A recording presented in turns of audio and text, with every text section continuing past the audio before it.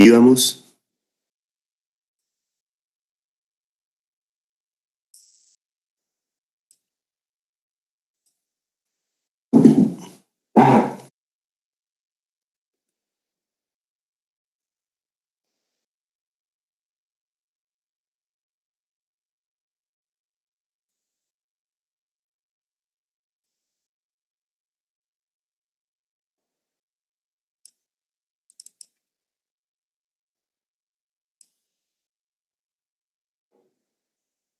Bien, ya se está viendo la presentación en PowerPoint.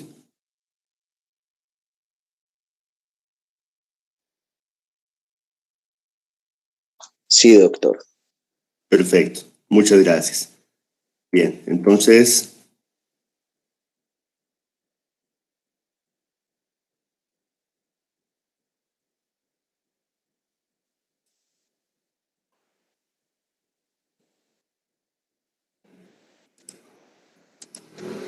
listo.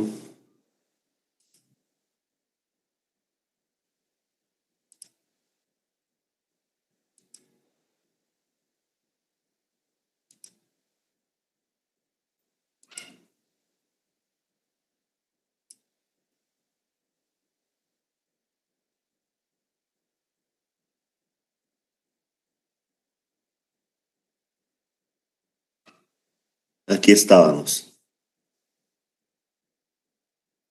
Tuve que salirme para meter a María José. ¿Se está viendo otra vez la presentación? Sí, doctor. Ah, vale, gracias. Bueno, entonces tenemos que Hans Eysenck había dicho que la personalidad era esa suma total de patrones, de conductas, ¿m? Tanto actuales como potenciales, determinadas tanto por herencia como por ambiente.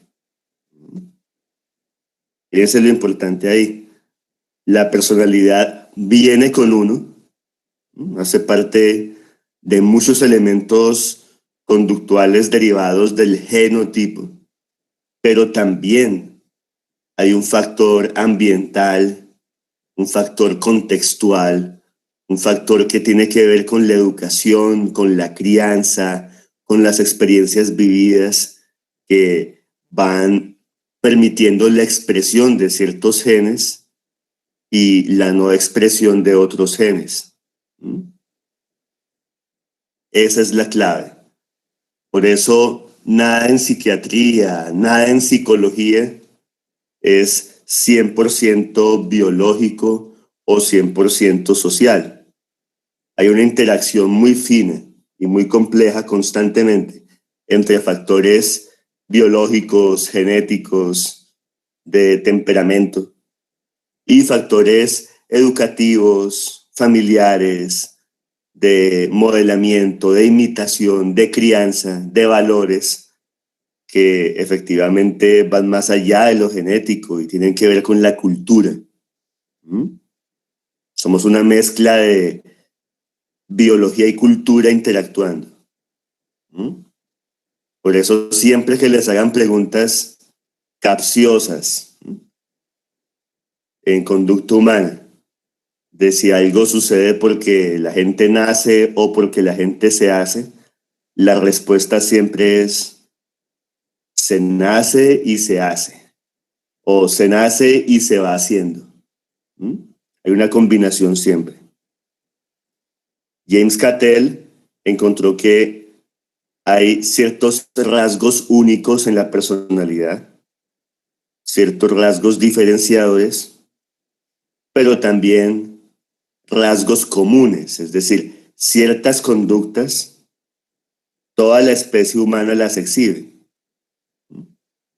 Por ejemplo, todos los seres humanos eh, degluten, comen, toman agua de la misma manera. Ningún ser humano toma agua a través de las orejas, ningún ser humano deglute por vía transdérmica.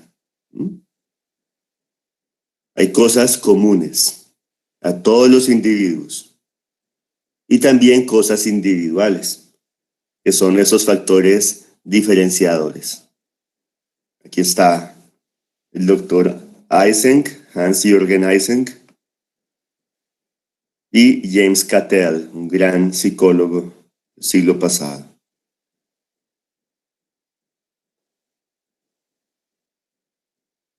Sigmund Freud nos decía que la personalidad era, sí, ese patrón persistente, es decir, duradero toda la vida, de pensamientos, sentimientos y conducta de una persona. Y Kotler nos hablaba de la personalidad como esos rasgos psicológicos distintivos de cada quien y que se dan como respuesta a un ambiente relativamente consistente y permanente. Es decir, la forma en la que la gente responde habitualmente, de manera cotidiana. Aquí está Freud y Philip Kotler, que todavía está vivo y es un experto en neuromarketing. Actualmente tenemos una definición que aúna, que sintetiza todos los aportes de estos grandes personajes. La personalidad es un constructo psicológico referido a un conjunto dinámico de características psíquicas, cierto patrón persistente de emociones, pensamientos y comportamientos, que se evidencia en distintas situaciones y que diferencia a unos individuos de otros. Vamos a sacarle provecho a esta definición. Entonces, primero, constructo psicológico. Para motivos académicos y de investigación, construimos personalidades, pero en realidad hay que saber que las personalidades tienen algo artificial. Ya ustedes van a verlo. La gente tiene, cuando es sana, una mezcla de distintos rasgos, de distintos grupos. Entre más sana es una persona, más tiene pequeños rasgos de todos los trastornos de la personalidad y menos llamativo es determinado trastorno. Menos puntúa solamente en uno. Por lo general, exhibe de varios un poquito, es una buena mixtura, una buena combinación. Habría personalidades tantas como tantas personas hay en el mundo. Cada mente es única, cada persona es única. Ahora, ¿se imaginan ustedes describiendo tantos miles de millones de personalidades distintas? El video que les mandé tendría que ser también de varios días de duración. ¿Qué hizo la psicología para simplificar eso? Buscó unos factores en común. Buscó los tipos de personalidad más frecuentes y trató de empaquetar, trató de comprimir, de encasillar a millones de personas en cada uno de esos paquetes. Eso es bueno. Cuando usted hace una clasificación, lo que les digo, la vida académica, la investigación, el abordaje científico se simplifican, se hacen más posibles. Pero obviamente hay que saber qué es eso. Una clasificación, una simple clasificación. Muchas veces la persona no encaja del todo ahí. Muchas veces la persona como que no cuadra. O dice, sí, yo soy limítrofe, pero yo en vez de sentir atracción por la novedad o tener mucha conducta exploratoria, en mí lo más pronunciado es la ambivalencia o la dificultad para tener relaciones afectivas a largo plazo. ¿sí? Así es el mundo. Hay un trastorno narcisista de la personalidad, pero cada narciso es distinto del otro. Que hay muchos histéricos por montones, pero no hay un solo histérico igual al otro. Entonces, es un constructo psicológico, fíjense. Un constructo, una construcción igual teórica. Ahora, los rasgos de cada quien también pueden cambiar. Esa es la base de la psicoterapia formativa. La psicoterapia formativa está concebida para la transformación, para la transmutación, para reestructurar la personalidad.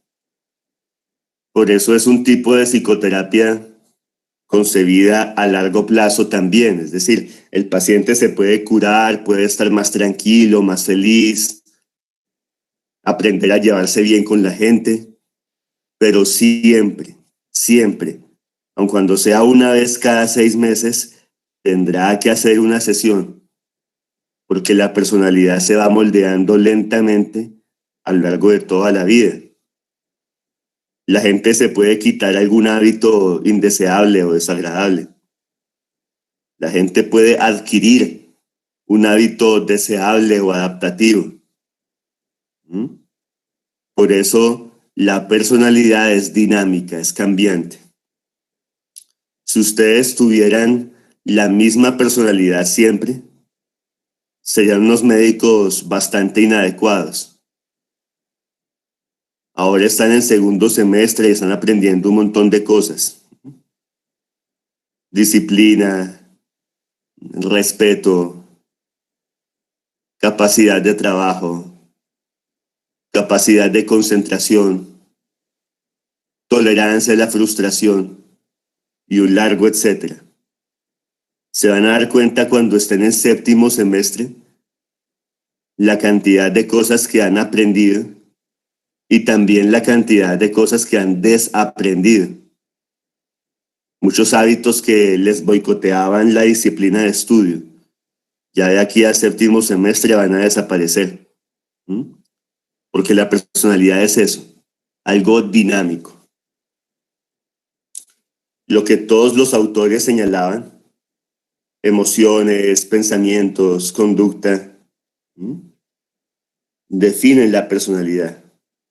Y aunque es dinámica, aunque tiene cambios, pues hay ciertas cosas tan singulares, tan propias de cada quien, que persisten a lo largo del tiempo. O sea, la personalidad se mantiene igual a lo largo de la vida. Uno cambia, son ciertos hábitos, uno aprende, son ciertas novedades, pero el conjunto global, el paquete grandote se mantiene. Y obviamente esta característica, digamos, esta suma de emociones, pensamientos y conductas diferencia a unos individuos de otros. Ahora, hay unos aspectos de la personalidad. El primero es el temperamento, que es la dimensión biológica, la parte heredable de la personalidad. Obviamente se manifiesta desde edades muy tempranas. Uno observa nenes pequeños, neonatos, y se da cuenta que hay unos que duermen más que otros, hay unos más voraces, que están mamando mucho más que otros. Algunos se sienten satisfechos con poco, otros muestran gran actividad e insatisfacción, algunos lloran poco, algunos lloran más, algunos se mueven más que otros y un largo etcétera. Es decir, ya desde el nacimiento vemos cambios, porque cada quien tiene su temperamento, cada quien tiene unos genes y una expresión fenotípica de esos genes. Ahora, hay aspectos estáticos y dinámicos. Los aspectos dinámicos de la personalidad pues cambian según la respuesta fisiológica.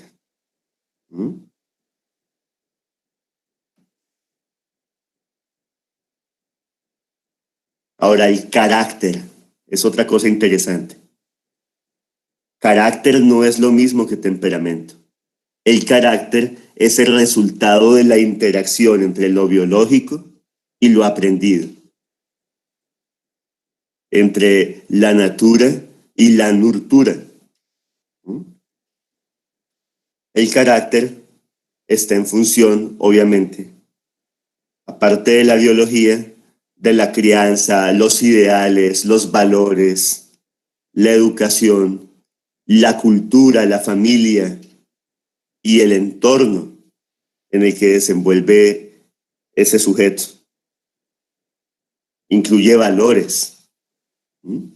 Los valores tienen unos componentes afectivos. Usted siente cierta afinidad por ciertos valores y también cognitivos. Afectivos, justicia. Muchas personas de forma innata desean justicia. Ahora hay valores más abstractos, pero que cognitivamente uno va elaborando. Justicia ante la ley. La justicia básica es una cosa burda, animal.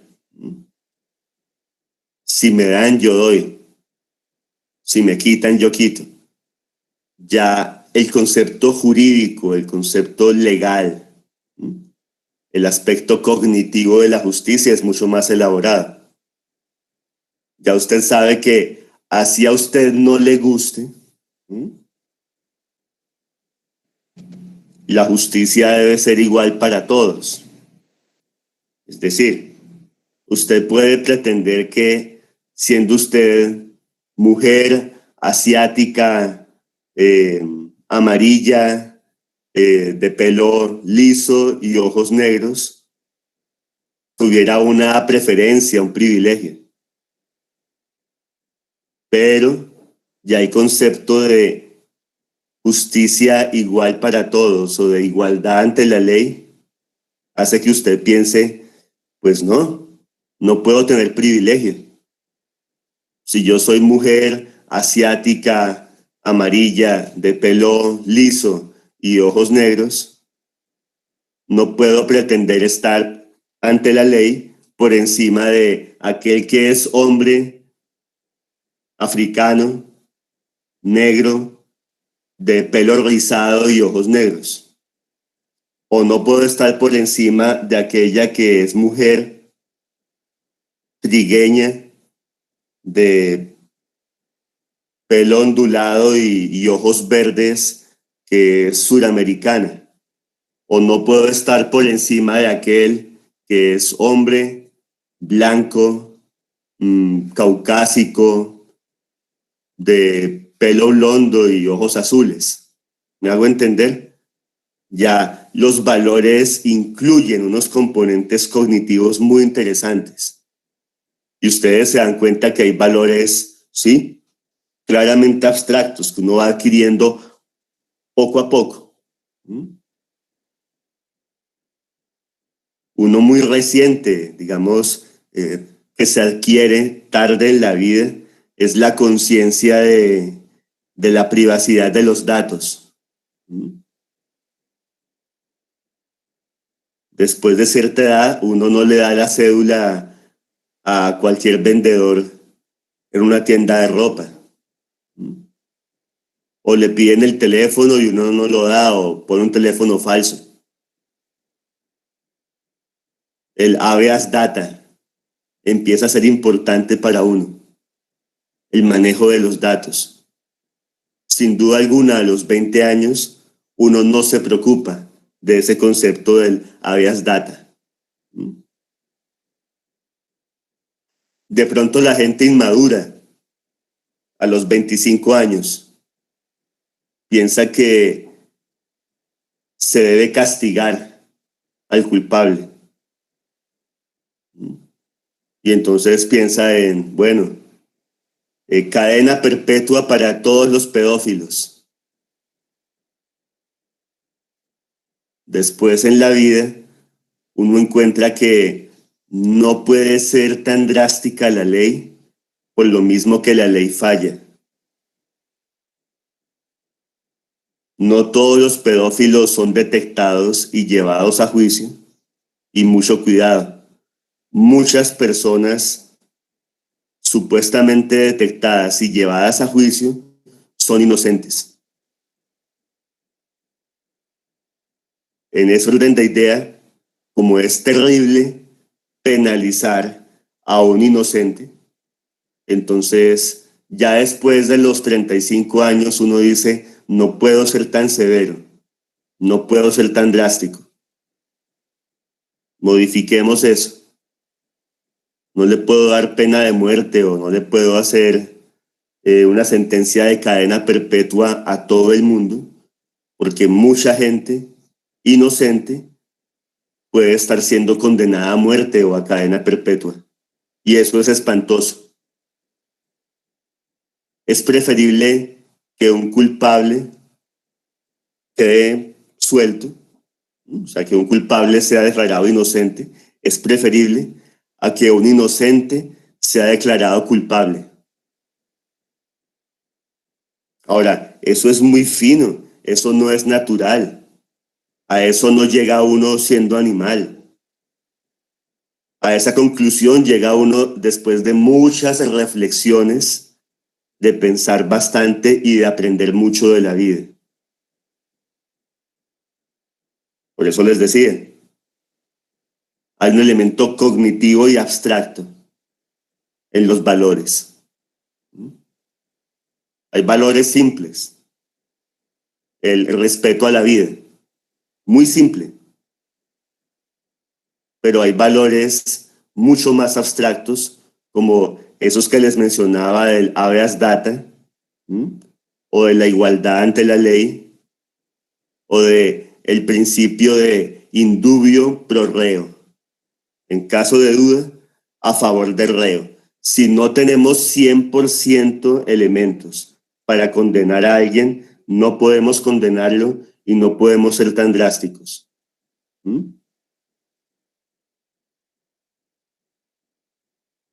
Obviamente, hay que tener en cuenta que el carácter aparece como consecuencia de las experiencias vividas.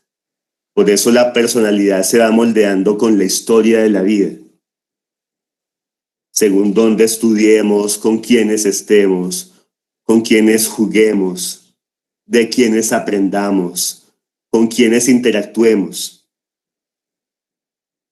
Según cómo haya sido nuestro devenir existencial, cómo haya sido nuestra biografía, pues efectivamente vamos forjando ese carácter.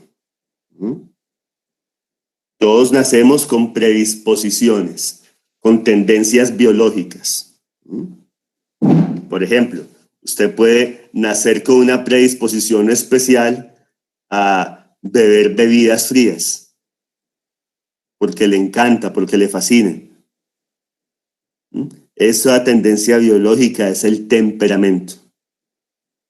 Pero usted también, al cabo de vivir 7 años en Suecia, empieza a desarrollar cierto gusto por las bebidas calientes. La tendencia biológica se vio aplacada por las experiencias de vida.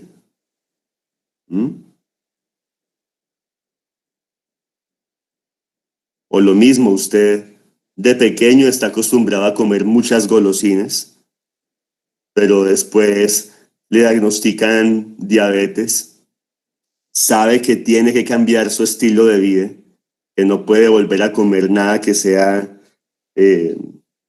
dulce o que tenga carbohidratos simples, y usted cambia, usted empieza a comer fruta, usted empieza a buscar solamente carbohidratos complejos, se modificó. Ahora, la tendencia biológica estará siempre ahí porque la biología es poderosa. Pero es eso, una simple tendencia biológica. La personalidad depende de muchas cosas, como ya hemos visto.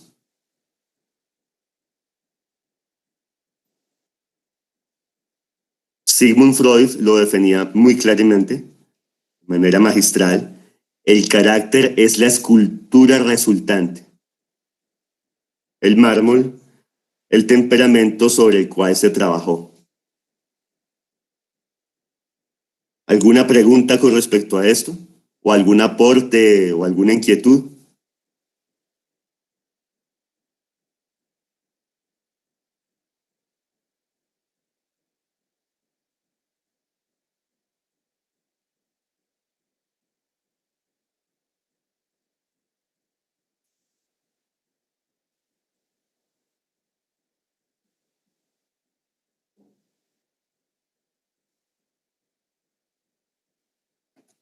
¿Está todo claro? Sí, doctor, por ahora sí. Perfecto. Características de la personalidad. Entonces, es consistente. La consistencia. La personalidad es un rasgo distintivo de cada persona que permanece relativamente estable a lo largo del tiempo. Es identificativa. Es decir, la personalidad permite identificar a cada individuo como un ser único. La conducta y el pensamiento son característicos, son típicos de cada individuo, de cada persona. Y en ellos se refleja la adaptación de esa persona al ambiente y al mismo tiempo cómo esa persona influye en el ambiente. Entonces, la personalidad tiene consistencia, dura en el tiempo y es identificativa, nos da identificación. Es evolutiva, es decir, es dinámica. Aunque haya unas características consistentes, a lo largo del tiempo uno puede aprender ciertas novedades y desaprender ciertos hábitos desadaptativos. Por ejemplo, si usted interrumpe constantemente a su novio cuando él está hablando, es un acto chocante, desagradable, que hace sentir al otro violentado y le han puesto los cachos 3 o 4 novios o le han dejado 3 o 4 novios y usted les pregunta, ¿pero qué sucedió? Y le contestan eso, es que usted nunca me deja hablar o usted no me escucha. Bueno, usted va a psicoterapia, va modificando eso y aprende a dejar hablar a sus interlocutores. Aprende a no interrumpir a los demás. Gana ese hábito adaptativo, ese hábito novedoso. Y de ahí en adelante, nunca más vuelva a tener problemas de ese tipo con sus parejas.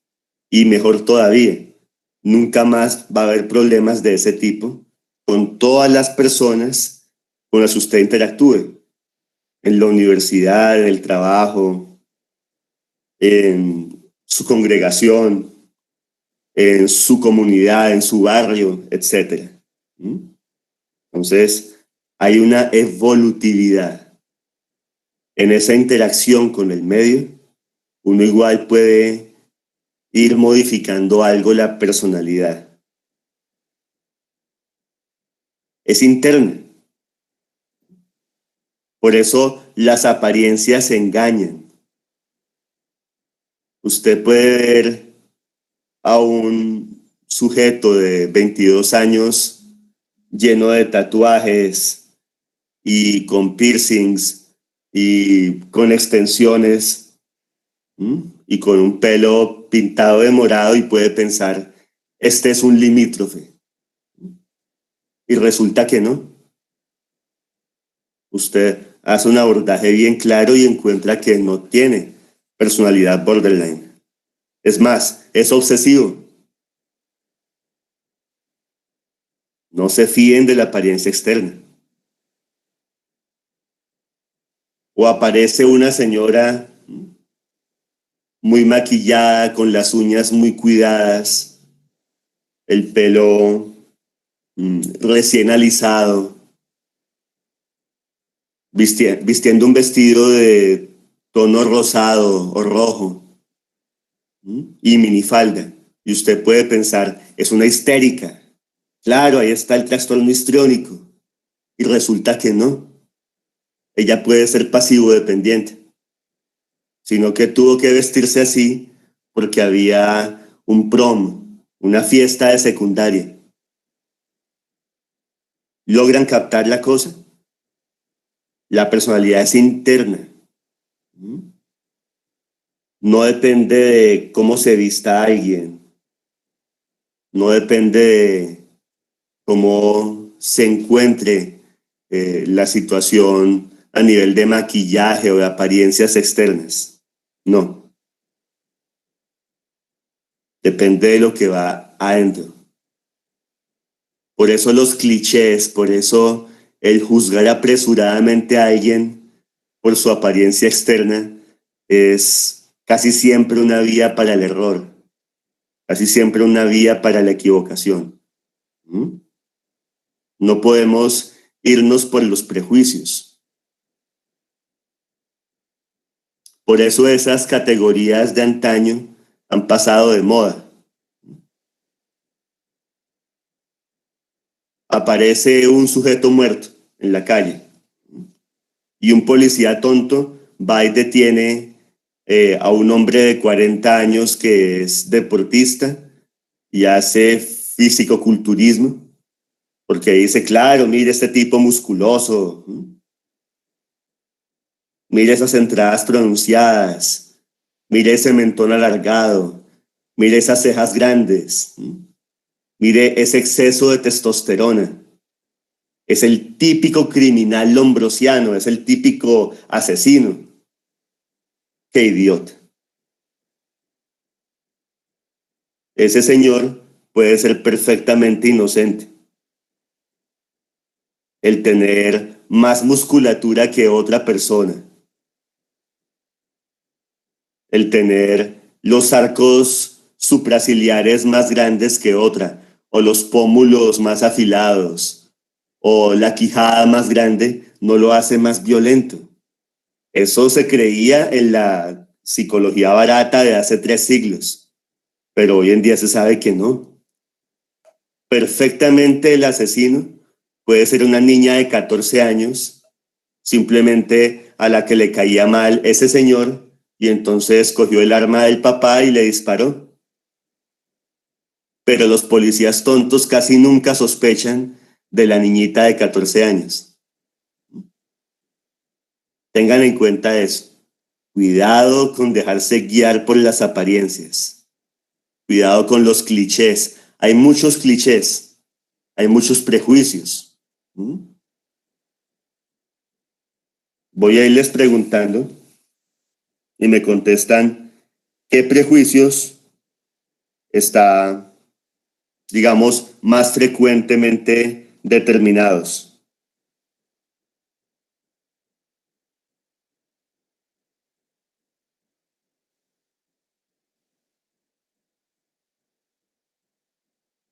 Vamos con Anayidi Guzmán.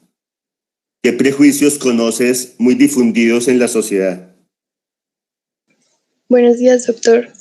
Bueno, Buenos yo días. pienso que uno muy común y que usted ya mencionó es el de los tatuajes, y no solamente el momento pues de que las personas que nos rodean pues digamos que generen un juicio hacia ellas, sino que también interfiere digamos al momento de conseguir trabajo, pues muchas personas digamos que tienen todavía eso en cuenta y sí generan una percepción digamos adelantada antes de conocer a la persona. Muy bien, así es. Karen Sofía Ayala. Buenos días, doctor. Buenos días, Karen. Pienso que la raza muchas veces se presta para ser un factor que influye, por ejemplo, si eres de raza negra, piensas que eres perezoso o que sí, o que no te vayas o algo similar. Ujú, muy cierto. Miguel Ángel Sosa.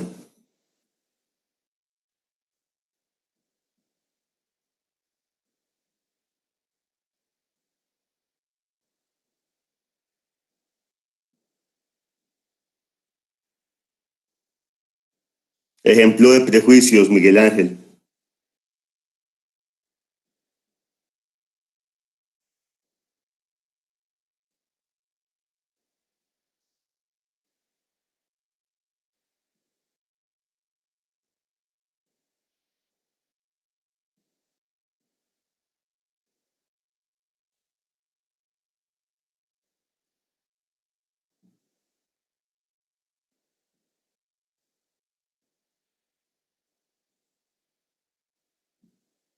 Miguel Ángel. Buenos días, doctor. Buenos días. Sí, señor. Doctor, tengo intermitencia ¿Sí con el conoce? internet. Ujú. Sí, señor. ¿Me puede repetir, por favor? ¿Qué ejemplo de prejuicio ampliamente difundido conoce? Posiblemente una relación familiar en el cual, de cierta forma, si se tiene una ante por parte, por ejemplo, si uno es psiquiatra y uno atiende, o sea, a la mamá de, o sea, atiende a la mamá de un adolescente y de cierta forma, pues ella tiene un trastorno de la personalidad. Entonces, de cierta forma, uno podría decir de que, no sé, de que ya el niño podría salir, desarrollar un trastorno parecido al de la mamá. Entonces, de esta forma, eso podría generar como, no sé, como ese prejuicio personal y como esa desmotivación por intentar estudiar más de cerca la personalidad de esa persona, de ese adolescente. No le entiendo bien. Explíquese mejor, por favor. Listo, profe. Pues no sé, pues la idea que tengo es la siguiente. El prejuicio sería, por así decirlo, como la desmotivación por no querer estudiar a un adolescente. Es decir, si me hago entender, es decir, gente que esta persona, un adolescente de 16 años, tiene ya una mamá también, antecedentes familiares, bueno, con antecedentes psiquiátricos, que también tenga un trastorno en la personalidad. Entonces, que de cierta forma,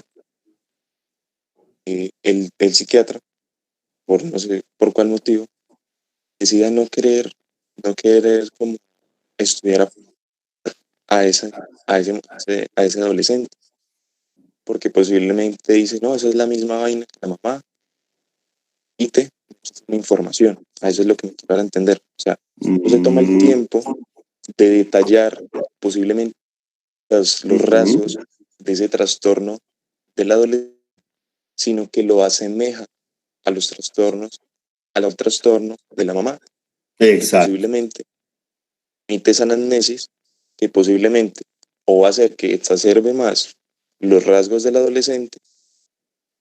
Y ahí podríamos encontrar algunos factores de riesgo. A eso era. Ujú. Entonces, un sesgo Ahora por sí quedó atribución. más claro, doctor. Qué pena, El pues al sesgo inicio. por atribución es cuando la persona asume que tal sujeto se comporta de cierta manera porque la mamá o el papá son así. Y fíjense Sí, que señor. a nivel social existe tan fuertemente arraigado ese prejuicio que la gente dice, hijo de tigre sale pintado, de tal palo, tal astilla. Lo que se hereda no se hurta. Y un largo etcétera de refranes que son básicamente erróneos y que es puro prejuicio. Muy bien. Esteban Listo, Renzi. doctor, con mucho gusto.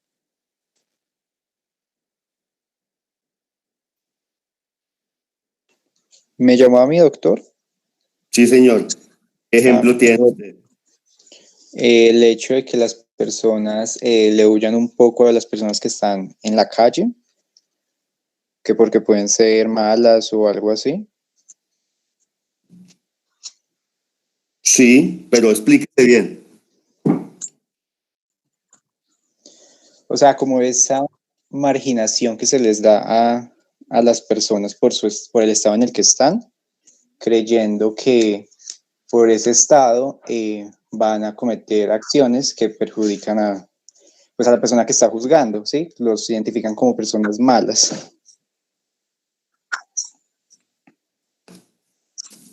¿A dónde meten la idea?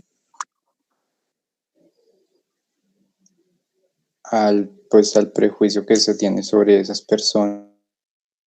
Pues, ¿Cuáles personas? generalmente he visto a muchos que a las personas que se encuentran en la calle, por ahí tirados en un andén o algo así. Ah, fíjese la diferencia. Porque personas que usted encuentra en la calle, ahí caben millones de individuos. Usted hace referencia Sí, señor. a los indigentes. Exacto, sí, señor. Al que está siendo un homeless, un habitante de calle y que está desamparado, que está tirado en un andén. Bien, ahora sí exponga la idea con más claridad. Entonces, cuando una persona pasa y ve a un indigente, a un habitante de calle, y trata de evitarlo o lo elude o se pasa, por ejemplo, a otro andén o algo así, por ese temor mal infundado de que esa persona puede ser mala o algo así. Uh-huh. Muy bien. Es un prejuicio. Muchos de esos indigentes son esquizofrénicos no tratados. Y los esquizofrénicos son mucho menos violentos que la gente en general. Ahora, el ser humano es tan estúpidamente lleno de prejuicios que asume que los esquizofrénicos son peligrosos. Uy, mijito, no le hable a ese loco porque ese loco le pega. Y resulta que las personas esquizofrénicas suelen ser mucho menos agresivas que las personas no esquizofrénicas. Muy bien. Karen Sofía, ya hablaste. María José Cabrera.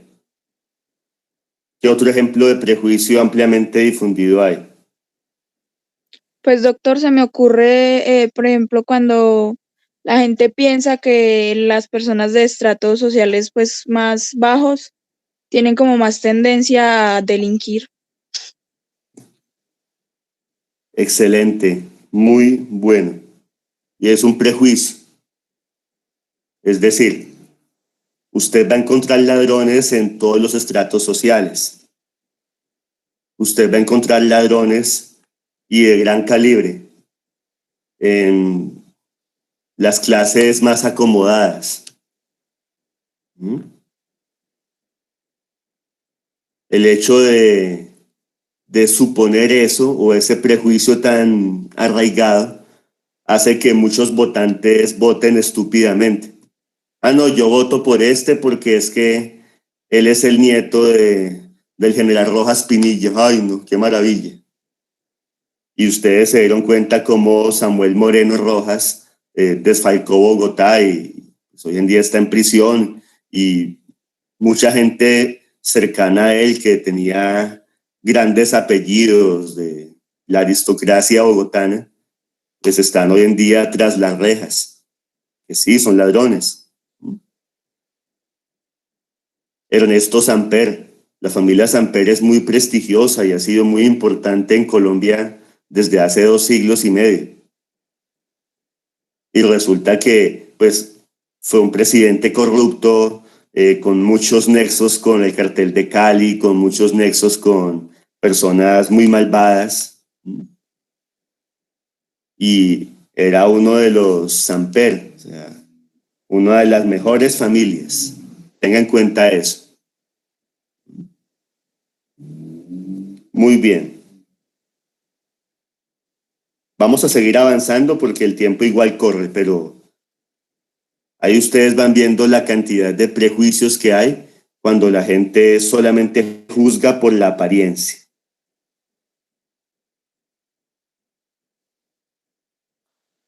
No es exclusivamente mental o espiritual.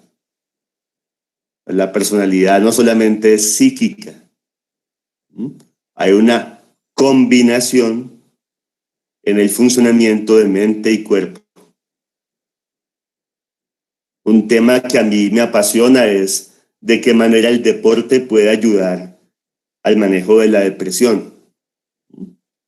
Algo físico, el ejercicio corporal, puede influenciar muy positivamente en algo psicológico, algo del alma,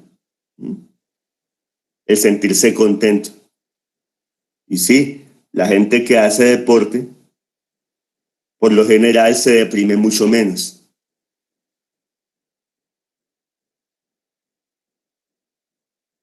Usted puede tener su espíritu en otro lado.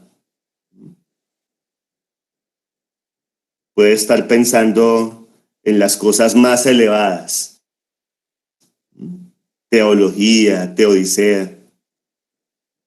Pero si tiene hambre, inevitablemente su espíritu va a estar poniéndose en la búsqueda de la alimentación. Hasta que no resuelva ese motivo básico, biológico, instintivo, hasta que no se quite el hambre de encima, pues no va a poder pensar con claridad. Fíjense, la biología es importantísima. Por eso Platón decía, mente sana en cuerpo sano, y él mismo era un muy buen ejemplo de eso. Platón es de los filósofos más grandiosos y sublimes que ha habido, y al mismo tiempo era bastante fornido, musculoso. Vuelve y juega. Fíjense lo falso de creer que la gente atlética o musculosa es necesariamente el asesino o el culpable. Platón era bastante musculoso, de hecho participó en unas olimpiadas. De hecho su nombre no era Platón, le decían Platón porque era de espalda ancha, muy ancha, pero en verdad el nombre era Aristócles. Y sí, Platón en su academia puso ese letrero, mente sana en cuerpo sano. Y él les insistía a sus discípulos en que efectivamente tenían que estar ahí no solamente estudiando, sino también ejercitando el cuerpo. Digamos, la belleza del cuerpo va de la mano con la belleza del alma, en términos platónicos. Otra característica de la personalidad, la previsibilidad. Cuando conocemos la personalidad de alguien, pues podemos predecir con un buen rango de acierto, de certeza, cómo va a actuar, cómo va a reaccionar bajo diversas circunstancias.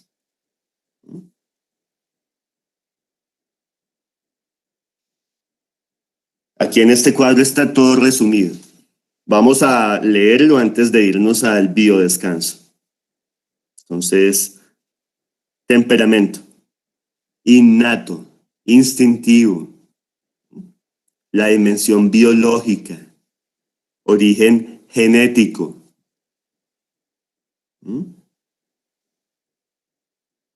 carácter. Tiene que ver con ese temperamento, con esa constitución heredada, pero también con los hábitos aprendidos, educación, relaciones y un largo etcétera.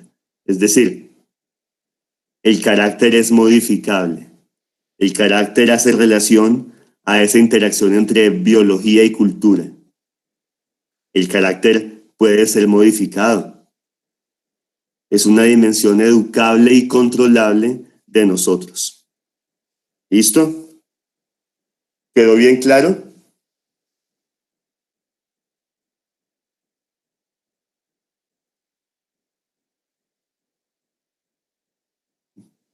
¿Alguna duda, alguna pregunta? Perfecto, muy bien. Vámonos al biodescanso entonces.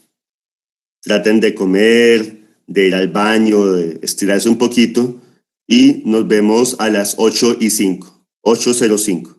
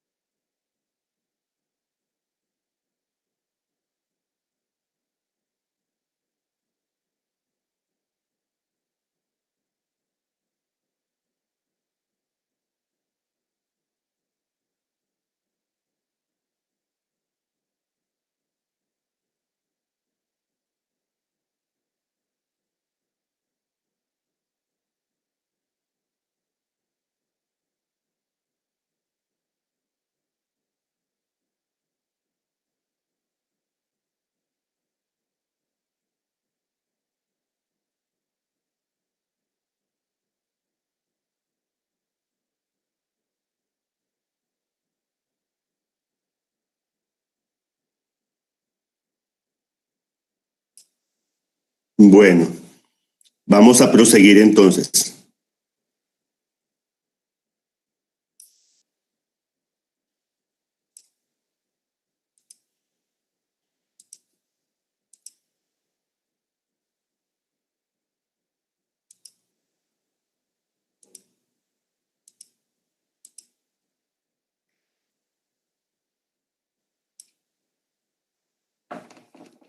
Ya se ve otra vez la presentación.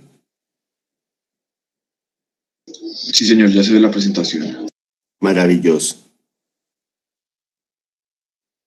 Ahora, Sigmund Freud nos aportó el modelo topográfico de la personalidad. Topográfico, es decir, como ciertos estratos, ciertas capas en la personalidad, ciertos niveles. Hay un nivel superior que está más arriba, el más visible, que es el consciente.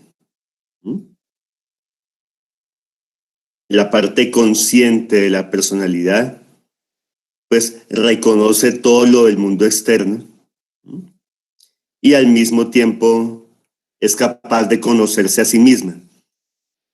Se homologaría como a la conciencia, a la parte, digamos, más alerta, más claramente determinable por nosotros. En este momento ustedes están conscientes de que hubo un psiquiatra en el pasado que se llamaba Freud, Sigmund Freud, y que hay un modelo topográfico y que hay consciente, preconsciente e inconsciente. Pero fíjense, ustedes pueden estar pensando en esto, pero esto es apenas el inicio. La parte consciente es lo más pequeñito. Hay muchas cosas preconscientes e inconscientes en este momento, en su cabeza, en su mente, en su alma.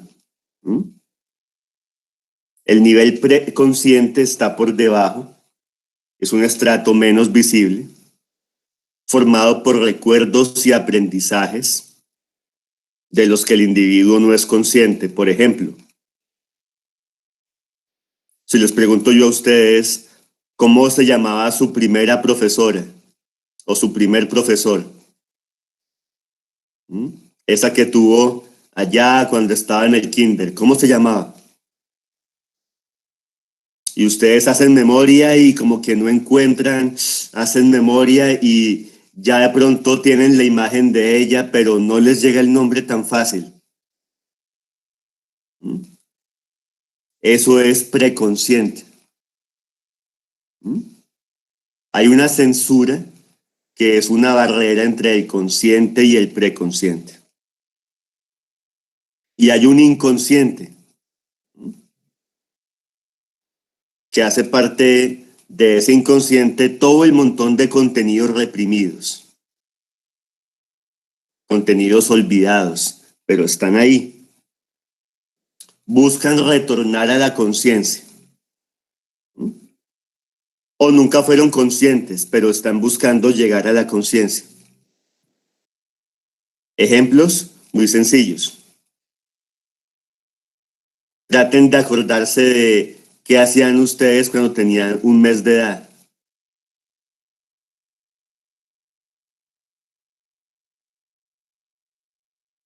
Imposible, ¿no? Ahora, traten al menos de recordar qué soñaron anoche. Es decir, podrían recordar con total suficiencia todos los sueños de anoche. Tengan en cuenta que hay sueños, hay onirismo, hay producción de contenido onírico cada 60 o máximo 90 minutos. Ahora, en personas deprivadas crónicamente de sueño como ustedes, que duermen bastante mal, entonces uno espera producción onírica casi que de inmediato, tan pronto se acuesten. No hay latencia alguna dentro de esa formación de contenidos oníricos. ¿Quién de ustedes me dice todos y cada uno de los sueños que tuvo anoche? ¿Quién es capaz? ¿Alguno es capaz?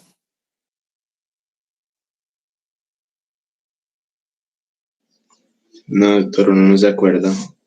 Exacto. Eso es lo interesante del inconsciente. Ahora, hay un modelo estructural también de Freud, que él añadió al modelo topográfico casi que 20 años después. Entonces, la parte consciente, fíjense, lo más iluminado, lo superficial, lo que se conoce. La parte preconsciente, más oculta.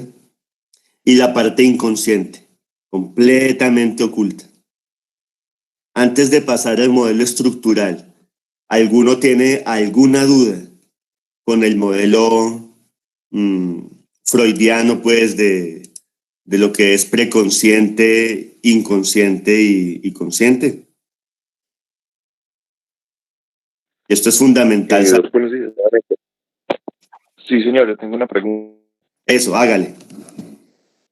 Listo. Pues no sé, de acuerdo a ese modelo, nosotros cómo lo abordamos. O sea, tenemos también el estructural, que es el que vamos a hacer más adelante. O sea, pero podríamos buscar una sinergia entre ellos dos. O sea, son compatibles. O sea, en sí, ¿cuál sería el propósito o cómo uno podría abordar a un paciente de acuerdo a esos modelos? Eso. La utilidad o la finalidad. Entonces, son compatibles, sí. En un primer momento uno no les encuentra la compatibilidad, pero después va hallando que sí, que efectivamente el mismo Freud encontró que el modelo topográfico hacía referencia a qué tan cerca o qué tan lejos de la conciencia, y el modelo estructural hacía referencia a qué tan cerca o qué tan lejos del yo. Son compatibles. Segunda cosa, bueno, ¿y esto para qué me puede servir a la hora de ir conociendo un paciente? Entonces, primero, entender que las conductas no siempre son conscientes. Llega un paciente bravo porque le ha tocado ir 2 veces a su EPS y no le han dado la fórmula. Usted simplemente ve a un paciente enojado y hasta grosero con usted. Su primera reacción, ¿cuál sería? ¿Cuál sería la suya, por ejemplo? Pues en este caso, pues desde mi punto de vista, pues uno respira profundo, porque si uno le responde de la misma forma o como una respuesta espejo ante la actitud y el sentimiento que tiene esa persona, pues la comunicación se alteraría demasiado.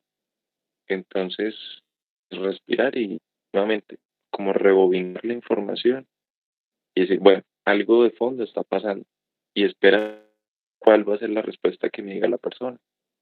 Eso. Algo de fondo está pasando. Doctor, sí, una pregunta. Pero todavía estamos con el anterior. Algo de fondo está pasando. Y según este modelo topográfico, solamente el topográfico, el más sencillito, ¿usted qué puede suponer en esa persona, Caicedo? Doctor, no, sino que pues yo lo que decía era que respecto a eso iría muy influenciado por lo que ya vimos, ¿cierto? Lo de las personalidades y los prejuicios que uno puede tener, porque pues uno como médico, respecto a lo que dijo el compañero Miguel Ángel, pues reacciona dependiendo del posible prejuicio. Es decir, ¿cómo podré interpretar? Yo, frente a un paciente, pues voy a tener muy en cuenta, o sea, muchas veces yo puedo llegar, la persona está así, puedo pensar 2 cosas, porque el señor es así, es irritante, pues es así de mala gana, pero tengo también que tomarme el trabajo de decir, puede estar así por esta situación o por esta otra, y no ir como a señalar a la persona antes de. Entonces, pues el médico por ese motivo tiene que ser empático. Y qué pena pues haber interrumpido, sino que pues me generó esa duda y pues a mí la verdad, pues de pronto me pasa o algo y quería como hacer el aporte. Sí, así es. Muy bien. Y sigamos. Siga, Sosa, por favor. Sí, señor. Pues doctor, entonces, porque uno debe tener en cuenta, pues, como dice en clases anteriores, que un solo, por ejemplo, el no o el discutir con la pareja puede aumentar ese mal genio, si se puede considerar de esa forma, de ese señor. Entonces, de cierta forma, nosotros podemos esa parte mental como esa parte, o sea, mirar posiblemente si esa persona no tiene como un desbalance en su organismo. Entonces, respirar, posiblemente sentarse y decirle, bueno, señor, entonces, por favor, ¿qué está pasando? Entonces, obviamente va a nosotros y nos va a decir, no, es que esta EPS no sirve para nada, lo están robando a uno, me quieren es matar, porque pues mi abuelito, que él en varias oportunidades ha tenido varias cirugías, y él siempre dice, no, es que allá me van a matar. Y yo como que, abuelo, un momento, o sea, pensemos, porque es una persona racional en estudios, y de cierta forma se tiene que comprender cuál es la finalidad y cuál es el propósito de una cirugía. Que en algunas ocasiones los mismos familiares como que predisponen. Algunas tías le dicen, no, papá, eso lo van a matar, le van a sacar cosas, y yo quedo como, pero pues ven, ¿en qué mundo encocado están viviendo? Sabiendo que eso no es así, sabiendo que la persona que lo va a operar es muy, o sea, estudió para eso. Entonces uno ver como ese contraste entre sí, de esa forma las cosas, con calma, uno se sienta y compara los dos parámetros, los dos puntos. Lo posiblemente, si no lo realiza, si lo realiza, entonces pues con este paciente yo entraría y le diría, bueno, ¿qué está pasando? Primero le digo que se atención y respeto, pero pues uno no entra como a esa rivalidad, a ese sube y baja de volúmenes en la conversación. Siempre tiene que ser neutro y esperar que esa persona se desahogue totalmente, porque pues de una u otra forma, si uno le responde, se va más enojada, todo respeto, puteándolo a uno, o se queda y se resuelve el problema. No sé si estoy en lo correcto, profe. Va bien encaminada. Ahora haga el ejercicio.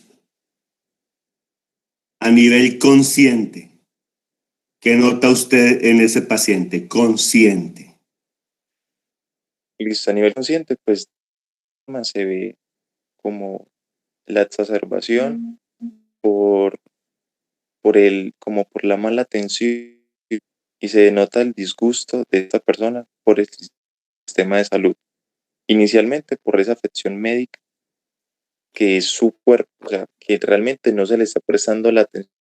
No, pero Ese es el no. Consciente. Es que esto sí es importante, es que lo sepan con mucha claridad. A nivel consciente. Sí, señor. ¿Qué nota en esa persona? Acuérdese que lo consciente es lo externo, lo que logra ver hasta el que no está entrenado, lo que nota el portero, la secretaria. ¿Qué nota a nivel consciente? Pues a nivel consciente, pues también como pues las fases, o sea, la persona estaría respirando más rápido, como exaltada, estaría respondiendo de manera más brusca y fuerte, pues de lo normal. Eso se vería, entonces como que es muy irritante, o sea, que con cualquier cosa o sea, puede, por así decirlo.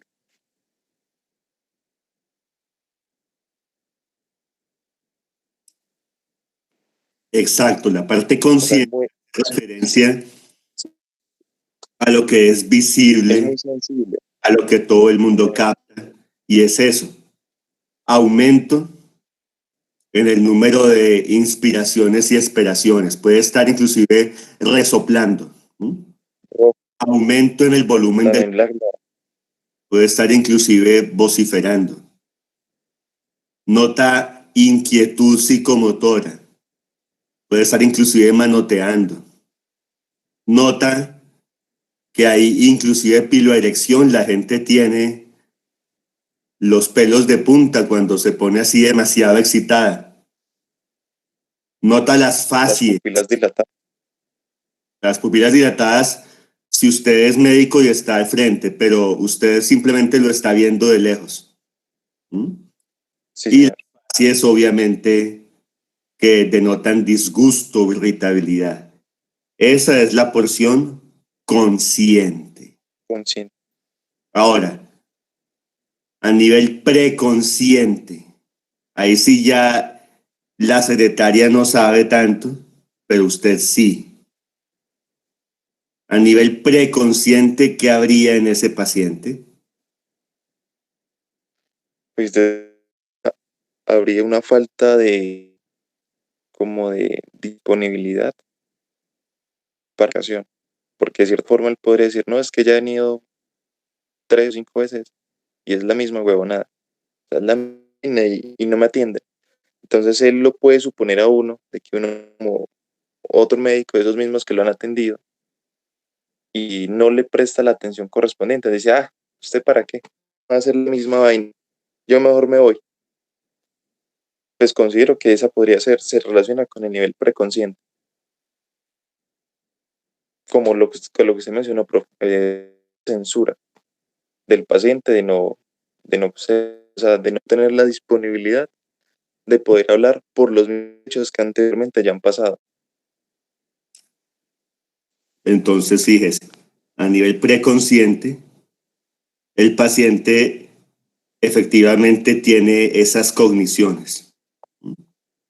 Aquí me están haciendo perder el tiempo. Yo ya he venido otras veces y no me resuelven el problema. ¿Qué otras cosas a nivel preconsciente puede haber en ese paciente? Posiblemente los conceptos familiares. Como, no, es que esa EPS siempre lo que quieren es sacar plata. Eso lo van a tener ahí 6 o haciendo fila por unos medicamentos. Entonces, de cierta forma, eso genera como esa irritación. O sea, eso va siendo el combustible para que la persona vaya a explotar más. Como, yo voy a estar mejor en la casa, durmiendo, viendo una película, en vez de parar, de esperar 3, 4, 5, 6 horas en una EPS por unas simples pasas. Esa sería como otra forma, pues, con el nivel preconsciente. Exacto, a nivel preconsciente también están todas esas voces, todos esos prejuicios que hacen que el paciente piense, aquí me están vacilando, aquí me están tumbando, en esta EPS son ladrones, qué aburrimiento haberme levantado a hacer estas filas y estas diligencias cuando pude haberme quedado en la casa, etcétera. Y a nivel inconsciente, Pues, doctora, a nivel inconsciente, a ver, pienso. Posiblemente se podría relacionar, pues no sé, se me acaba de ocurrir. Si la persona, por ejemplo, si tiene que hacer una fila a partir de las 5 o 6 de la mañana y no ha desayunado, eso podría alterar, porque pues uno con hambre no piensa, y por eso siempre se utiliza cuando uno va a hacer compras en el supermercado, no ir con hambre ni tampoco ir con prisa, porque no puede llevar artículos no deseados. Entonces se relacionaría como esa sensación de hambre para esa irritabilidad de esa persona o una posible enfermedad, no sé, o como que aumenta también esa acidez. De esta forma esto puede estimular el mal genio de esa persona. exacto. Entonces, dos factores inconscientes. La persona siente hambre, está insatisfecha, no está gratificada. Y segundo factor, la persona está enferma y tiene una enfermedad que le provoca dolor o incomodidad o fiebre o algún tipo de síntoma que lo pone más irritable. Muy bien. ¿Qué otra cosa a nivel inconsciente habría? posiblemente la forma de comunicación de la persona, es decir, pues usted no sabe que para discutir se necesitan dos personas. Entonces, de cierta forma, de acuerdo a la enseñanza, al aprendizaje que tiene esa persona y al ejemplo de los padres, muchas personas, o sea, diversas formas de decir las cosas. Una puede ser gritando, o sea, como, y echan la madre hasta el portero. Y la otra puede ser, pues, un poco paciente. O también hay personas que son tímidas y que de cierta forma, si no lo han cometido, por ejemplo, de que les entreguen los medicamentos en un día, llegan a la casa y pues o la mamá y los coge o sea, los va. Usted, como es de inepto y de ineficaz y no es capaz de hablar para que le entreguen los medicamentos de su abuelo, por ejemplo. Entonces, de cierta forma, eso considero yo que va a generar esos impulsos o va reprimiendo ese deseo de que yo sí soy huevón, yo sí le hubiera dicho a ese señor otro tono, con más berraquera de que me atienda. Era como ese sinsabor en la persona. Y cuando debo volver a ir, posiblemente ya uno vaya como con esa exaltación de decir, no, tienen que dar las pastas, porque no me voy a ir sin ellas. También, pues, el aprendizaje de los papás, uno aprende, pues, de ellos. Si uno ve que el papá de uno habla con otra persona y se disgusta muy rápido, se altera, comienza a manotear, a gritar, pues no a gritar, pero sí a subir el tono de la voz como, es que usted no, usted sí se más. Considero que uno va aprendiendo eso, porque pues eso se aprende desde chiquito. Y pues ahí, doctor, ya usted me dirá. Entonces aparecen otros dos factores. A nivel inconsciente, muchas personas tienen gran dificultad para expresarse asertivamente. Muchas personas tienen gran dificultad para comunicarse con claridad. Muchas personas, desde que están pequeñas, ven en sus círculos familiares básicamente modelos de comunicación no asertiva, de hecho, comunicación violenta.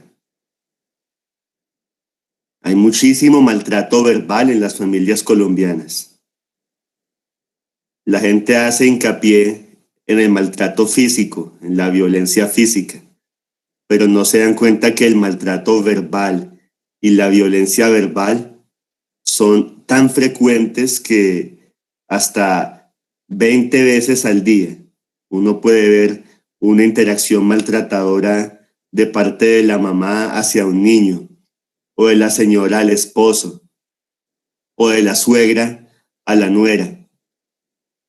Y rara vez esos casos de violencia intrafamiliar llegan a un juzgado, porque no es física, porque no se ve, pero igual es violencia y es horrible.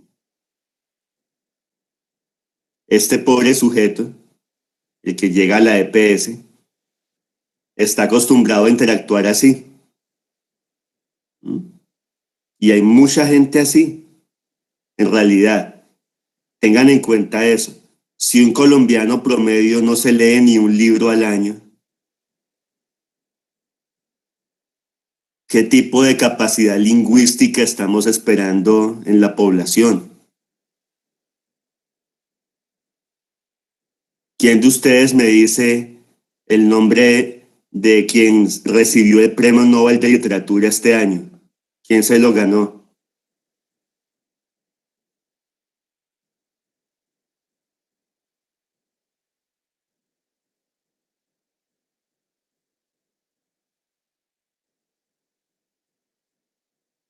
Fíjense, nadie lo supo. Louis Beck, poetisa estadounidense. Fíjense, y ustedes son universitarios y se dan cuenta del nivel profundo de ignorancia en el que se hallan. Y muchos médicos pueden ser brillantes. Yo he conocido grandes intensivistas, pero que tienen mala ortografía. o que son de verdad completamente ignorantes con respecto a la cultura. ¿Mm?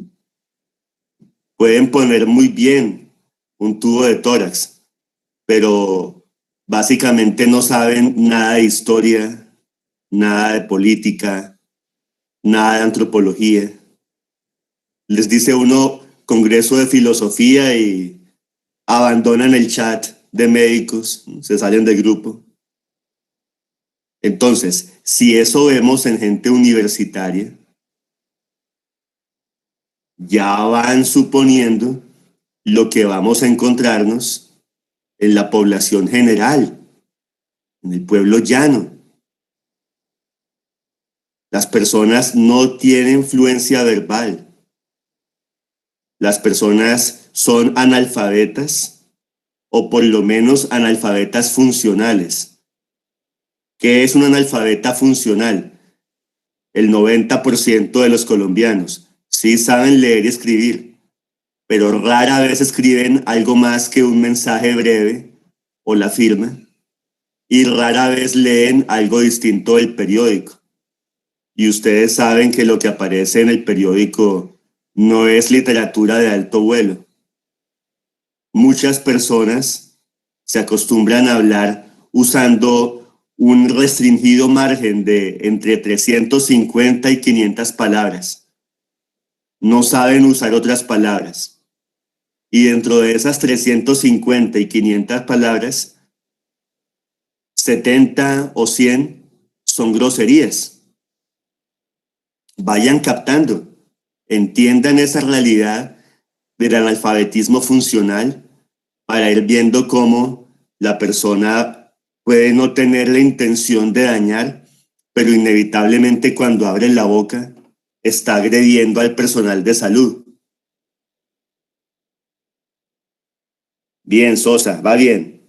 ¿Qué otro motivo inconsciente puede haber aparte de esta interacción violenta, agresiva que tuvo ese hombre desde que nació en esa familia y de su pobre capacidad para manejar sus pulsiones instintivas y su pobre capacidad para verbalizar? ¿Qué otra cosa hay a nivel inconsciente? Pues, doctor, además de esto, pues esto es como una bola de nieve, que de cierta forma, en muchísimas oportunidades uno podría decir, no, es que esto es culpa pues, de la educación, es culpa pues, del sistema, esto es culpa, bueno, muchos factores. Siempre uno tiene la capacidad de echarle la culpa a otras personas, sabiendo que realmente, pues como usted lo acaba de decir, si se maneja un analfabetismo funcional, uno tiene capacidad de como de aprender con uno mismo, de ponerse a una prueba y de razonar como venga, qué es lo que estoy haciendo. Pues considero yo y pues de mi parte yo lo hago, porque pues uno como piensa, bueno, tengo que mejorar esto, tengo que mejorar aquello, de cierta forma uno busca esa ayuda. Entonces posiblemente llevándola a cabo con esta persona, posiblemente hubo como el acercamiento, un psicólogo, o sea, en medio de esos años si es que cursó la escuela y el colegio, en algunas oportunidades se realizan esas actividades que es como de desahogo, que pues en mi colegio que llevaban como otros compañeros de otras instituciones y se ponían a charlar. Entonces se ponían a charlar y le decían, "Mira, ¿qué te parece este colegio?". Entonces ahí lo hacían para relacionar lo que uno decía de algunos docentes en cuanto a que no, por ejemplo, el de química, el mes todo bien, pero es muy flojo. Y más o menos así. Entonces, no es solo ver al paciente, o sea, no es solo ese analfabetismo justificarlo, a lo que quiero ir, sino que es ver que esa persona tiene la oportunidad y las capacidades de mejorar siendo consciente del entorno en el que vive. O sea, si uno vive en una escuelita, en un pueblo, en un corregimiento, en el que uno sabe que esto no le van a, no, o sea, no le van a enseñar nada a uno de cierta forma busca alternativas de aprendizaje, a leer revistas o conseguirse un libro y así uno va aprendiendo. Pero algo más que puede estar afectando, que de cierta forma puede exacerbar la conducta de esta persona, puede ser la respuesta que reciba de parte, por ejemplo, de la secretaria o de parte, por ejemplo, del guardia de seguridad, porque sabemos que hay muchas personas malacarosas que con solo buenos días ni siquiera lo miran a uno a la cara. Entonces también ahí entraríamos a analizar, ya con este modelo, perdón, con este método topográfico, la respondiente de la persona que está dirigiendo, o sea, el receptor. Entonces ya uno entraría a mirar cuál es la respuesta que le da a uno ese celador o esa secretaria. Bueno, Entonces aparece otro elemento. sí, señor. La persona ya venía disgustada, pero se elicitaron ciertas respuestas agresivas, dado que encontró a este vigilante y a esta secretaria con unas facies, con unos gestos que él inconscientemente asocia con agresión. Les encontró cara de bravos, tal vez no lo estaban, pero esa persona inconscientemente los percibió enojados y entonces se enojó más aún. ¿Qué otro factor inconsciente puede haber en esta persona que está vociferando ahí en la recepción? Posible las ocupaciones personales y familiares. Mencioné anteriormente el tiempo, o sea, no solamente quedarnos de que, qué huevonada y qué pereza estar 3, 4 horas haciendo una fila, aguantando con lluvia, sino posiblemente pensar en que en ese lapso de tiempo podría haber trabajado para, no sé, conseguir más dinero, más plata, para alimentar mejor a mi familia. Como, esta vaina me va a poner trabajo porque ya voy a llegar tarde. Entonces todo va como inestabilizando a la persona, la parte laboral, de no poder obtener como buenos ingresos. Exacto. Entonces hay unas preocupaciones. El temor al castigo, que es profundamente inconsciente e infantil. El temor a la retaliación. Retaliación en este sentido vista como si vuelvo a ausentarme del trabajo, probablemente me despiden. Ya no me van a dar más permisos.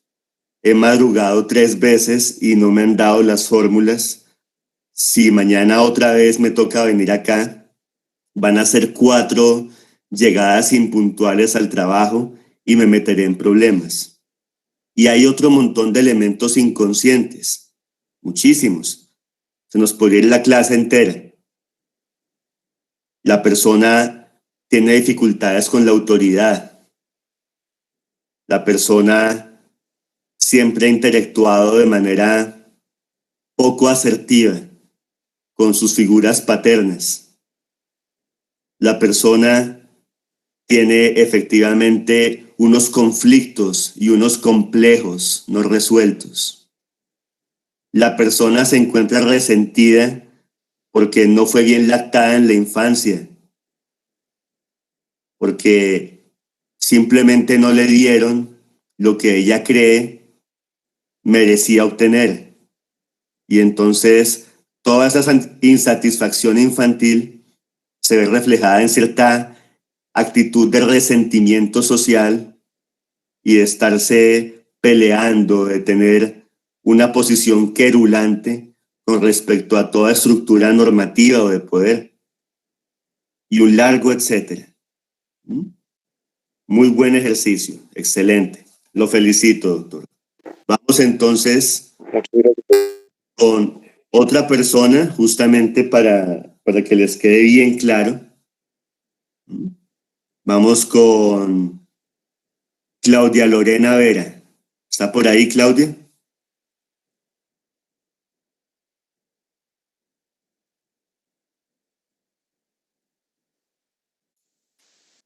Vera Paz, Claudia Lorena.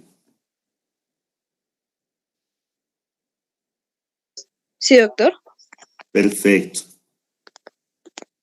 Va a hacer este mismo análisis, por favor, según el modelo topográfico, consciente, preconsciente, inconsciente. Este otro caso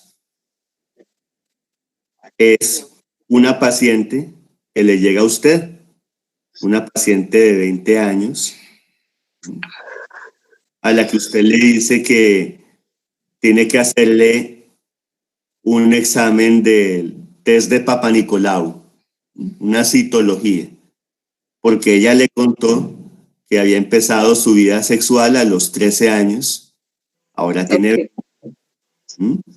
Usted le sugiere el test de Papa Nicolau y esta señora lo que hace es gritarle a usted que es una pervertida y va a hablar con el gerente del hospital y pone la queja contra usted.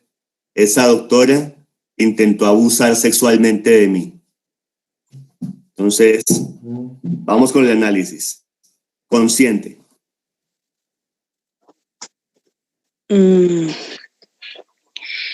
Pues pues yo resolvería las cosas de una manera, pues explicándole como tal el procedimiento, que no es como tal un abuso, sino es algo requerido, porque pues su aparato reproductor es el que está llevando como el lugar de las consecuencias de alguna patología. Y ante la queja de la señora sería de pronto por una mala interpretación de la información. No, y pues tratar de hablarle asertivamente, o sea, que la señora comprenda mis palabras calmadamente, no llegar al punto de a la alteración con ella. ¿Qué más podríamos?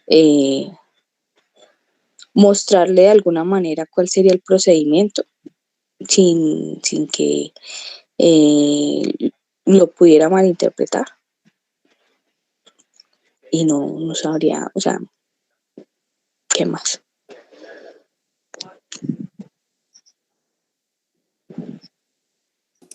Ahí dio una buena explicación de qué es lo que usted haría, pero explique bien, por favor, Vera, ¿qué sucede con esa paciente a nivel consciente? Pues de pronto podría ser algo que le trajo un mal recuerdo, o sea, que la señora pudo haber hecho al examen un recuerdo que la pudo alterar. Entonces, pues decirlo de esa manera, pues pudo haber tenido una violación sexual y pudo haber, o una mala experiencia sexual, y traer ese recuerdo que puede ser traumático. Pero eso es preconsciente o inconsciente. Consciente. En esta paciente conscientemente que se ve.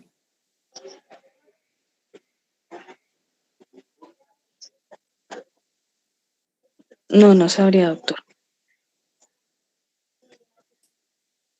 Esa respuesta no vale.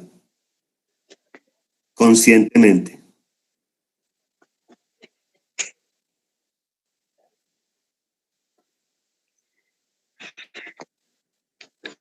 Pues conscientemente.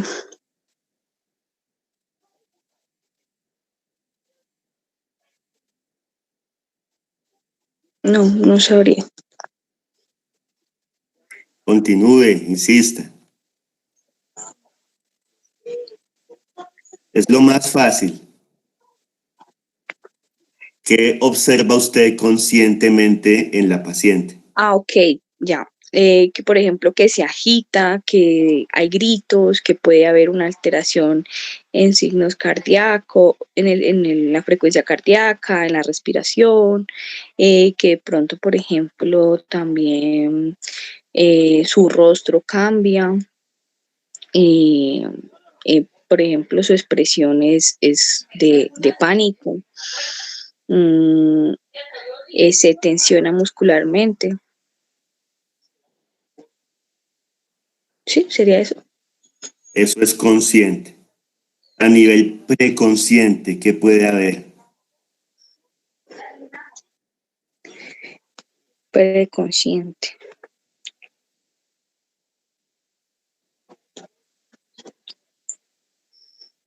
Pues, o sea que la, la paciente trae recuerdos de alguna experiencia que le causan esa alteración,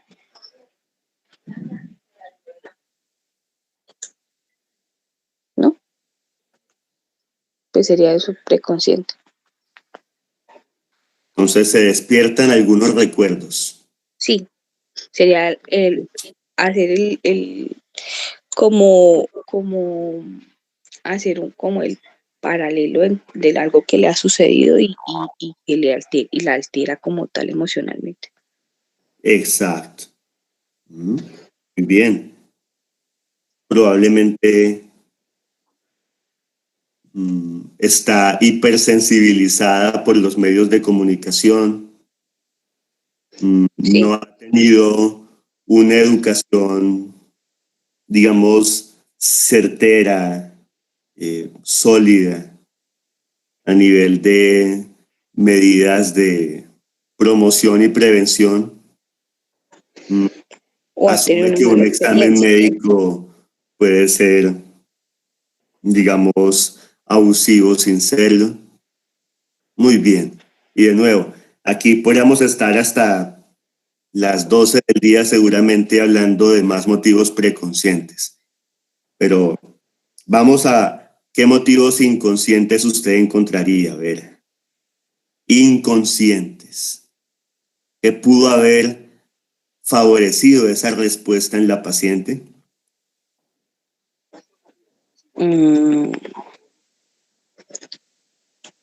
Inconscientes, pues creo que ya los había mencionado, era algo como tal de un trauma, como tal de experiencias de alguna, cuando era pequeña, eh, un mal procedimiento también como lo habíamos mencionado, eh, una mala información de pronto de que alguien le dijo que eso podría ser dañino o Eso es preconsciente, por ejemplo. Eso último es preconsciente. No, ok, es inconsciente.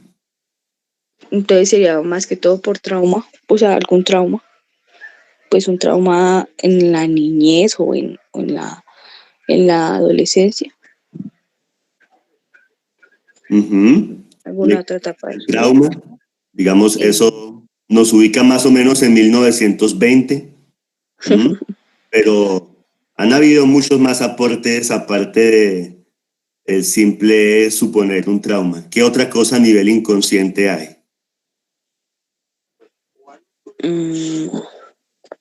Algún miedo como tal, algún miedo personal de Exacto. Hay miedos, hay fantasías que así la persona nunca haya experimentado un evento traumático, puede tener esas fantasías inconscientes. Muy bien. ¿Qué otra cosa?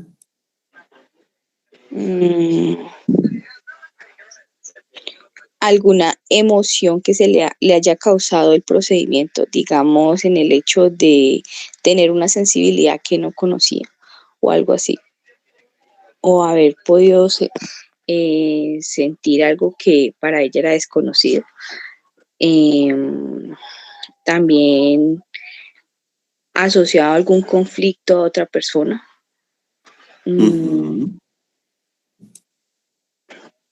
Pues creería yo más que todo como algo emocional ante, digamos, ante la acción del procedimiento. O sea, como el hecho de que le causó algo, era algo extraño para ella y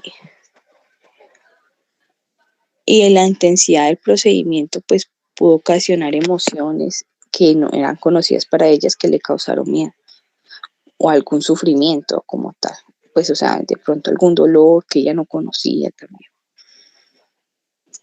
Exacto. Usted introdujo el espéculo y ella nunca antes había sentido eso. Entonces, si no está bien explicado, puede ocasionar ese tipo de emociones Sí, de miedo. pero no, inclusive puede estar muy bien explicada. Sí. Por eso es importante que entiendan esto. Lo inconsciente es muy importante para que entiendan mucho de cómo los pacientes reaccionan. Siga ahondando, continúe. Ok. Por ejemplo, también hay cosas que en una persona puede estar reprimiendo, o pues que como tal en su vivencia pueden estar como, o sea, inconscientemente guardando recuerdos que no sabía o cosas así, y que puede estar reprimiendo alguna acción que ni siquiera tenga memoria de ellas y pueda estar reprimiéndolo, y ese acto como tal se lo, pues como que le cause un sentimiento de temor sin saber el por qué y el cómo le causa eso. Muy bien. Por ejemplo, una tía alguna vez la bañó.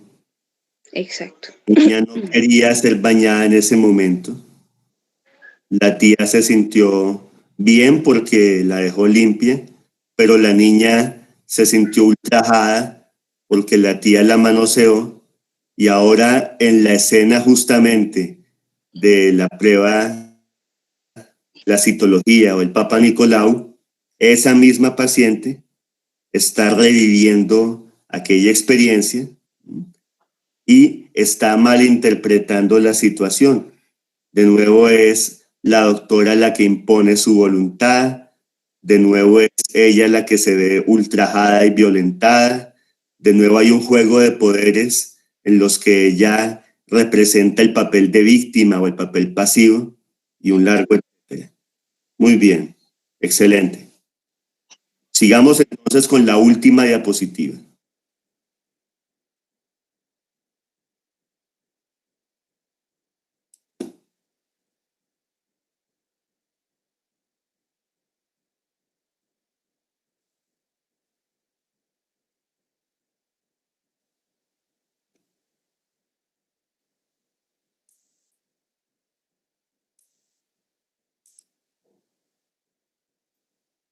Ahí la están viendo de nuevo.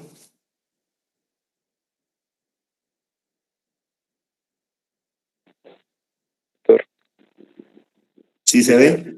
Perfecto.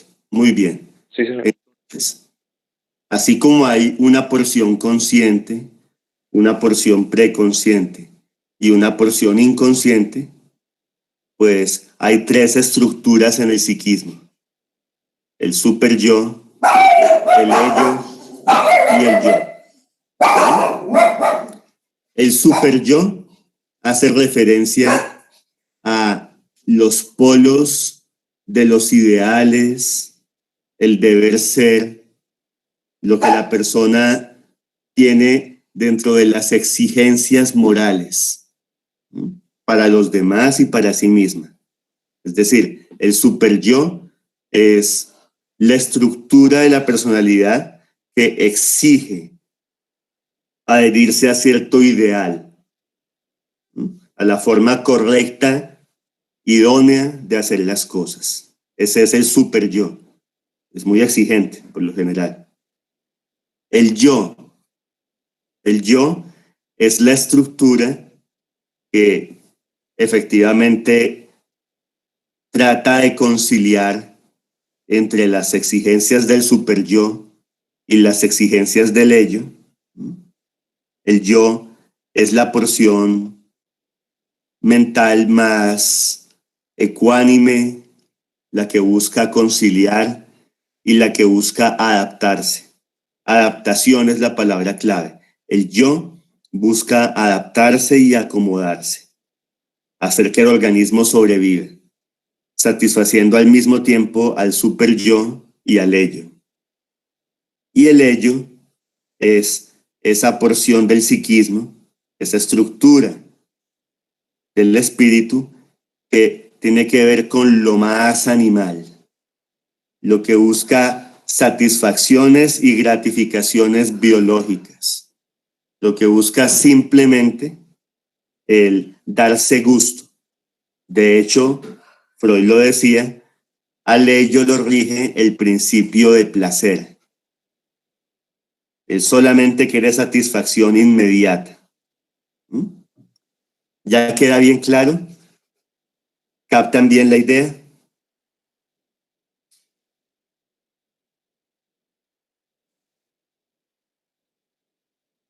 ¿Hay alguna duda con respecto a super yo, ello y yo?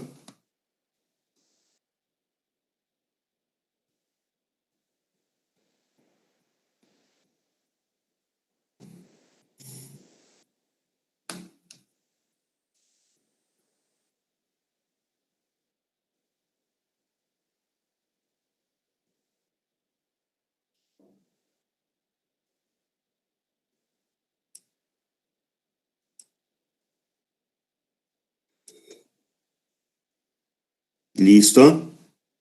Entonces, Burbano, Sofía Burbano, con respecto al Buenos primer... días, doctor. Buenos días, Sofía. El primer ejemplo, el del señor que está enojado en la recepción, porque le ha tocado ir 2 veces a autorizar una fórmula y de nuevo le dicen que no, va por la tercera ya. A nivel de ello, ¿qué puede estar sucediendo con él? A nivel de ello, ¿qué podría suceder con él? En cuestión de emociones, doctor, Sí. tal vez pues bueno, en parte tendría razón de actuar mal, ¿no? Bueno, no actuar mal, pero sí como dejarse llevar por sus emociones debido a que no recibe una atención buena. Pero se podría dejar apoderar de su, ¿cómo se podría decir? De sus malas energías para tanto él indisponerse él mismo y también él mismo actuar mal con las demás personas. Mm, pues por esa parte la miraría yo o la relacionaría. Prepara mejor la respuesta, es decir, ¿qué hay en su aspecto animal que está insatisfecho? En su aspecto animal,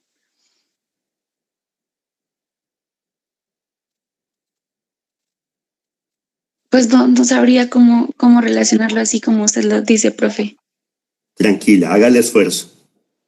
En su aspecto animal, ¿qué cosa estaría dejando de gratificarse o de satisfacerse en este señor?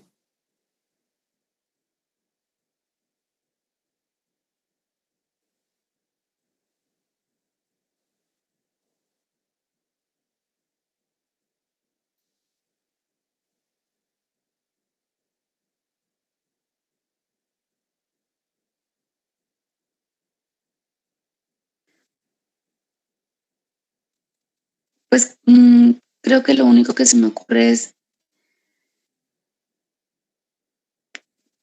como en su aspecto animal, la agresión que él puede hacerse a él mismo.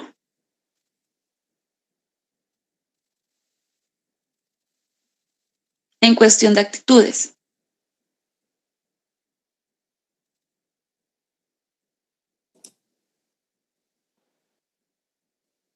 El aspecto animal en él sería, tengo sueño, tengo hambre, Las quiero atención manifestaciones que él podría inmediata hacer. y no me Ya le atendieron. comprendí. Listo. Ya Ahora, le, vamos al super yo. ¿Qué está pasando con el super yo de este hombre, de este sujeto?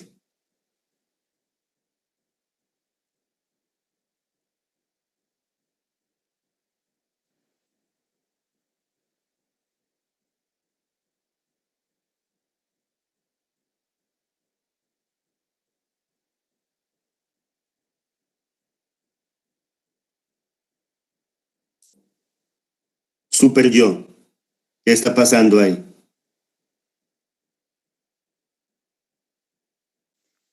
Doc, me repite, es que se escucha como un poquito entrecortado. En cuanto al super yo de ese sujeto, ¿qué podría estar sucediendo?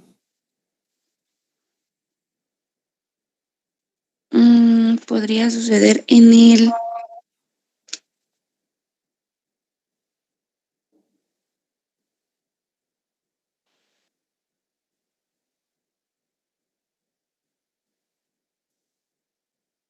Bueno, vamos a irnos apurando porque ya es hora de terminar. Entonces, en el super yo, él puede tener el concepto de que las cosas deben cumplirse, los horarios deben de como él dice, tal vez. cómo y es que la situación radica en que asiste y en vez de obtener lo que el un procedimiento resultado satisfactorio recibe algo contrario. no Podría ser. recibe lo que el procedimiento determina. Ok. A nivel del yo está la dificultad para controlar las emociones, la dificultad para autorregularse, la dificultad para reaccionar de forma adaptativa y para comunicarse de forma ecuánime y asertiva. Eso es lo que pasaría con este sujeto. ¿Listo? Bueno, ahí ustedes van viendo las utilidades de esto. Esto es útil. Esto es bastante aplicable. Continuamos la siguiente con de pronto otro ejemplo sobre cómo podemos usar este modelo, el estructural, y proseguiremos. Que tengan muy buen día. Cuídense muchísimo. Hasta luego.